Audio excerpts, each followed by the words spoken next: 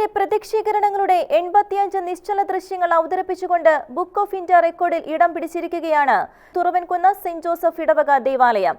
ജപമാല മാസത്തിന്റെ സമാപനത്തോടനുബന്ധിച്ചു നടത്തിയ റൊസാരിയം 23 എന്ന പേരിലാണ് മാതാവിന്റെ പ്രത്യക്ഷീകരണങ്ങൾ ദൃശ്യവൽക്കരിച്ചത്.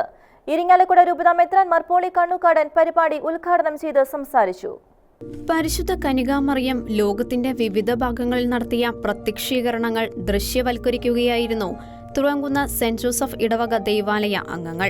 ജപമാല മാസത്തിന്റെ സമാപനത്തിൽ മരിയഭക്തി പ്രചരിപ്പിക്കുക, ഒപ്പം മാതാവിന്റെ പ്രത്യക്ഷീകരണങ്ങൾ കൂടുതലായി ജനങ്ങളിലേക്ക് എത്തിക്കുക തുടങ്ങിയ ലക്ഷ്യങ്ങളോടെയാണ് റൊസാരിയം 23ക്ക് തുടക്കം കുറിച്ചത്. KCYM സംഘടനയുടെ നേതൃത്വത്തിൽ ഇടവകയിലെ കുട്ടികളും മുതിർന്നവരും വിവിധ ഇടങ്ങളിൽ മാതാവ് പ്രത്യക്ഷപ്പെട്ട പശ്ചാത്തലം ദൃശ്യവൽക്കരിച്ചു.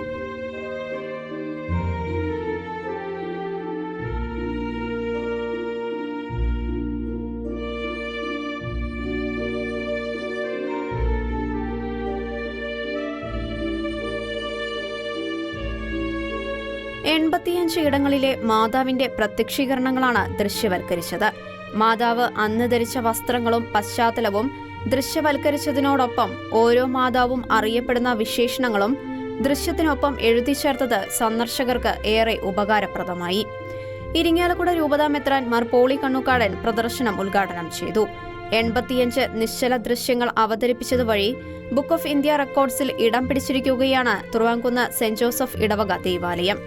കന്യകാമാതാവിന്റെ ഏറ്റവും കൂടുതൽ നിശ്ചല ദൃശ്യങ്ങൾ എന്ന വിഭാഗത്തിലാണ് ബുക്ക് ഓഫ് ഇന്ത്യ റെക്കോർഡ്സിന്റെ അംഗീകാരം ലഭിച്ചിരിക്കുന്നത്.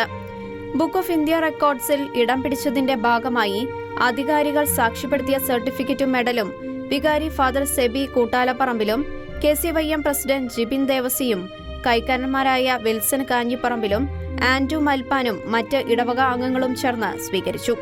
ഷെഗ്ന ന്യൂസ്, തൃശൂർ.